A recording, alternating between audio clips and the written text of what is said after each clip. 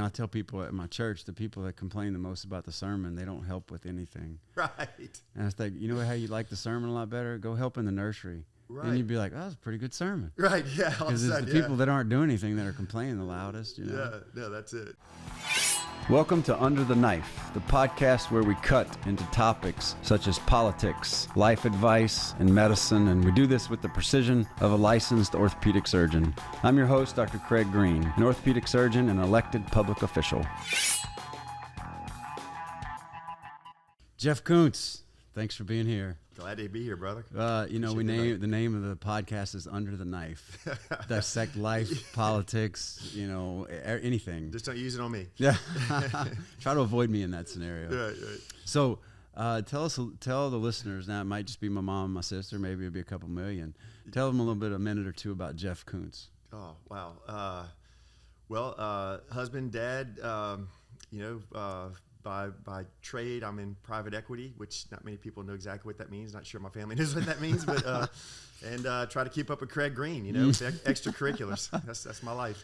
Well, I've always viewed you as a Renaissance man. I mean, music, athleticism, and then also your brain. You have a special brain. Special in quotes, right? But one of the things I wanted to ask you, and this is a Louisiana term, if there was a roux for Jeff Koonce, what's in it as far as life? Wow. I love people, love God, love my community, all mixed up, and keeping those priorities straight is sometimes a difficult thing to do. But I'd say all those things combined, man. So, I mean, you seem to me a combination of excellence and benevolence. And so where does that come from inside of you? I'm a big Stephen Covey fan, and I'm a big believer on, a couple times a year, just reflecting on what's really deeply important to you, and then scheduling your life around it, and so, taking the time to make those priorities and the things that really matter to you, and getting that inner drive to go do that. It's really easy if you don't have a plan in place ahead of time, just to kind of do the things that aren't really important and aren't really urgent. Watching TV, watching sports, nothing wrong with any of that stuff. But when you take the time to figure out what's really deeply important to you, then it just gets you up in the morning and you're jacked up to do it. And don't you think that often involves having some reflection or contemplative moments? And if you're too busy, you can't have that, right? Amen. Yeah. Look, every day, first thing I do when I wake up in the morning, I have 30 minutes of quiet time, and that if I don't do that, my day's a train wreck. And you spend a little time reading and reflecting and thinking about what's really important, and you put those ducks in a row and make sure that you focus on those things throughout the day. There's going to be interruptions, right, and you got to get back on course, but your reflection is a key. So tell us some of the things that are on your plate right now for Jeff, for your family, for the community, and I mean active things that are going on, but also because you have a vision for success, which I think you can't have success unless you have a vision for it. But what's part of the vision that you have for, say, Baton Rouge, for your family? I know you've got a daughter in medical school, and you're launching your children. So tell us more about that. Yeah. Well, with my kids, if I could talk about them for the entire podcast, I'll keep it brief. But I'm proud of them. They're, in spite of their quasi-shoddy parenting, they've turned out okay. And my oldest engaged, getting married next year to a good young man, about to graduate from medical school, trying to figure out what specialty she'll get into. And my middle one's in law school at Tulane, currently in California, working for a federal judge. And my youngest is at WashU in St. Louis. It'll be interesting to see what he turns out to do. He's a brilliant kid and getting 2 majors and moving on next year into the workforce. And we know they have a brilliant mom. Yeah. I did okay in school because I worked really hard. But the other side of the family, they get the intellect over there for sure. Yeah. Now, you made a career shift in the middle of your career. How old were you when you changed jobs? So I was 8.5 years ago, right? So I was in my early 40s or mid 40s, I guess. Unexpected, I was very happy doing what I was doing. I was a tax lawyer at a really good law firm, had a good team that was working with me. And one of my clients and a friend, Jim Bernhard, sold his company, the Shaw Group, a public company, in 2013, and launched a private equity group. And they described to me what they were doing, and he's fairly persuasive, and it sounded really exciting. I jumped off the cliff, and I'm still falling, and trying to figure out what I'm doing. And it's been a lot of fun. Yes. And you get to make a difference. And the neat thing, you mentioned community, based here in Baton Rouge. Yep. Most of our companies have a nationwide presence, but to have a corporate headquarters and to bring some really bright minds here to Baton Rouge is a neat aspect to it. Well, let's talk about the word responsibility, because I mean, probably under you and Jim and y'all's top tier leadership, what are there, 30,000 employees or something? They're about, cumulatively. And so their lives and livelihoods that y'all have given to people, and the work that they do produces a meaning for Louisiana. So talk a little bit about all of that. I mean, that's a big. Is that often feel cumbersome as a burden, or is it a gift of a responsibility that you feel like you've been given the tools to have to accomplish? Tell us just some more about that. Yeah, well, and really it's both sides of the equation. It's really a gift, and it really motivates me. On the investment side, many of our investors are pension funds, right? And so these people work really hard, and this is their lifetime savings, and they trust us with their investment, and we take that extremely Failure is not an option. Failure is not an option, yeah. And then on the other side of it, you get to build these great companies, and you make 1 + 1 = 3, and have a vision. Before we go invest, we look at how are we going to grow this thing, and it's pretty exciting to do. And talk about motivation, man. If that doesn't get you up, nothing will. Right. So, switching gears a little bit, you're a chef, sommelier. Tell us the story about the liquor license and your son. That was a funny story. Yeah. Well, so during COVID, my son asked if he could use my credit card to take an online course. I'm like, yeah, man, of course. Education, I'm all about that. And so a couple weeks later, he says, well, Dad, I'm a licensed bartender, which I didn't realize you could do at age 18, right? He's 18 years old. He's a licensed bartender in Louisiana. And I said, well, look, I'll do it with you, So I decided I'm going to go get my bartender's license. Not that hopefully I ever have to need it, but I wanted just the education. I like craft cocktails. So I took the course, and you have to get a 70 to pass, right? So I'm away on a work trip, right before a meeting. I just click. I get a 92, fine, a pass. And then when I go to print the certificate, we were going to put them on the wall at our little lake house. I got a 92, and it's on the front page of the certificate. And like, well, I can't handle that. So I took it again, and I got 100. The second time, well, I can't get the 100 on my certificate. It keeps going back to the 92. So I called my son. I was like, Jefferson, how do you get your latest score on your certificate? And he's like, well, Dad, I don't know. And I said, well, what do you mean? He's like, well, I got 100 the first time I took the thing.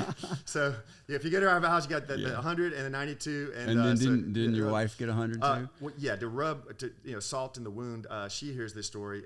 She takes the course knowing ahead of time that you get one shot at this. So of course, she gets 100. So her certificate's right next to mine. And they remind you of it repeatedly. Yes.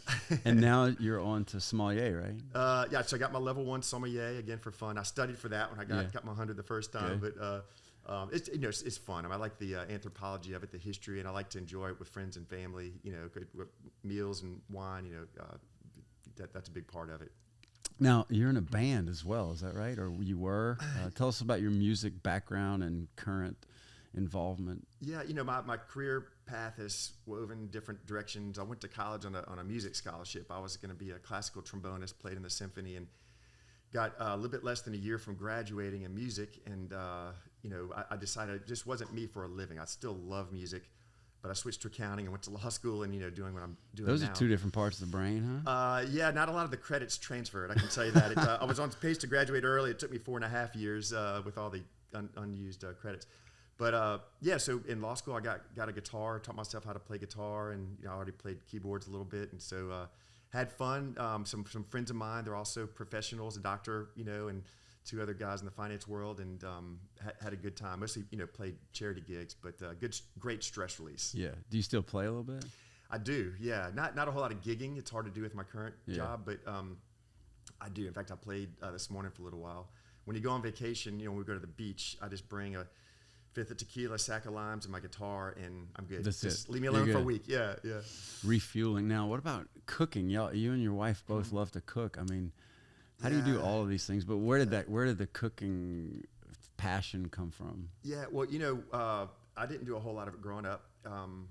when we were dating, I didn't have enough money to take her out to eat. So the only way I could have a date was, go cook, right? So I learned how to cook pretty quick. In fact, I called my aunts. They taught me this veal Parmesan recipe. I made that the first time. And, so that's really how I started cooking, and just fell in love with it. I mean, when you break bread with somebody around a table, it's very intimate, it's a personal thing. And it's an experience. It is, yeah. And you really get to know somebody if you have a meal with them. And so, yeah, that's what it's about to me. I mean, I like fine dining. I like that aspect of it, but it's really not about that. It's about the community around the meal. Yeah, that's right. So let's get back to the community.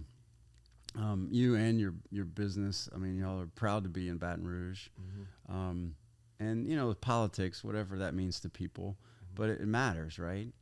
And so I'd like to hear your take on, now people can be very positive, very negative. I find you to be an idea guy, a solutions guy, but you have to recognize the problems before you can solve them, right? Yeah. Where do you see Louisiana in 5, 10, 15 years, and what roles can Jeff Koonce play in that? Yeah. I look at Baton Rouge kind of like the movie It's a Wonderful Life. There's two different paths. If he's part of the community or not, it could go really good or maybe not so good. And we're really at a crossroads. Much of our economy is based on energy, and we've been very successful for the last, very long period of time, 50 plus years, because of the oil and gas industry. And now that we're going into transitional energy, a little bit about this, over the next several decades, where are those jobs going to go? Some of them don't necessarily have to be based here. And we have a head start on everybody else because we have the workforce, and we have the companies here. And so, doing our part to make sure that we remain ahead of that curve, and we're leading the charge with transitional energy.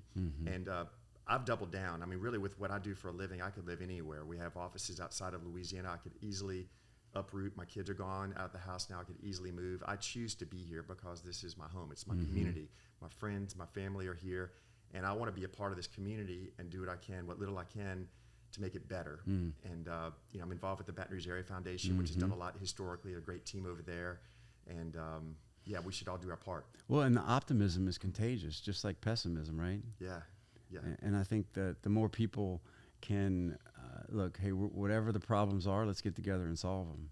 Yeah, no, that's exactly right. And we've got some friends. Our friend Julio has a little video that he shows at his get-togethers, and you're right. There's a lot wrong with Baton Rouge that we need to fix. There's a lot great about Baton Rouge that we should cherish, and we need to celebrate that while not ignoring the problems and going to fix them. We obviously have some issues with crime, education, infrastructure, the things that we all know about, but we're doing some things and need to continue to do some things to fix those problems. Don't whine about the problem, be a part of the solution. That's right. I tell people at my church, the people that complain the most about the sermon, they don't help with anything. Right. And it's like, how you like the sermon a lot better? Go help in the nursery. Right. And you'd be like, oh, that's a pretty good sermon. Right, yeah. Because it's the people that aren't doing anything that are complaining the loudest, Yeah, no, that's it. So, and you're building a new house, so you're going to be in Baton Rouge for a while. Yeah, we're definitely, maybe we triple down with that house. Yeah, more truth than I thought it would be to build a house. So one last question, and I can't thank you enough for being on the podcast. You've got a lot to offer people. My perspective on this type of podcast is it's just a conversation you and I would otherwise have, but what in it are there pearls or nuggets in it that other people could benefit from? Yeah. So what advice would you give to your children or to people that are listening for habits, disciplines, perspective, visions, goals? Like if you were going to be gone for a long time, you had to tell your kids 3 things, what would it be?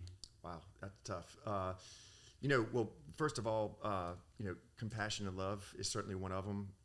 Our society today is so divisive. Yes. And if you don't believe what I believe, well, you must be an idiot, right? You can't just disagree and respect each other's opinion and come to some sort of consensus for the better good. Love and compassion has to be a part of it. Maybe first and foremost, following the man upstairs. Yes. You have to. That has to be. I should have said that first, because that's really the first priority. Doing his will.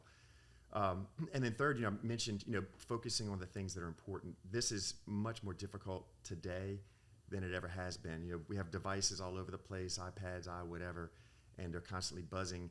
And some of those things are important, but many of them are not. And focusing, you do a good job with this, Craig. I mean, making the time for the things that really matter, and like we talked about, earlier in the show.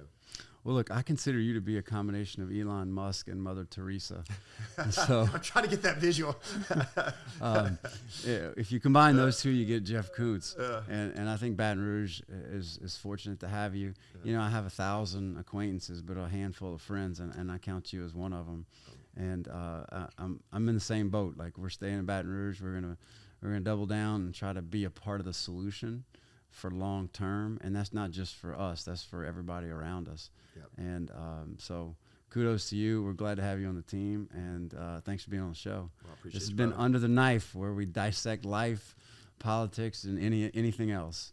So thanks for being here. All right, man, have a good one. You Take too. care. Bye-bye. Thank you for joining us today, and a big thank you to all of our listeners for tuning in to this surgical exploration of politics, healthcare, and life. I've been your host, Dr. Craig Green. Remember to stay informed, stay sharp, and join us next time to see which of life's topics we'll dissect under the knife.